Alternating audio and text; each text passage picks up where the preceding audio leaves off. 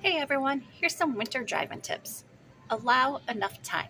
Get an early start and allow plenty of time to reach your destination. Keep your gas tank full.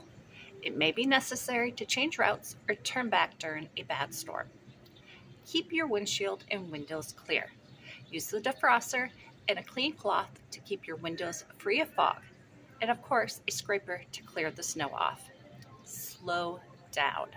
Snow and ice make stopping distances much longer, so keep your seatbelt buckled and leave more distance between you and others.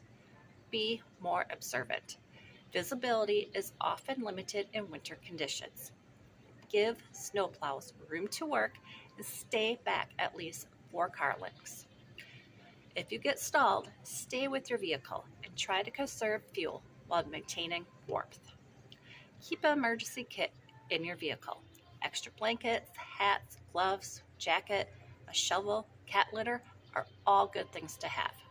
And remember what you should do to stop your vehicle when driving on ice or snow. Never apply the brakes instantly. Wait for your car to reduce speed and slowly apply your brakes.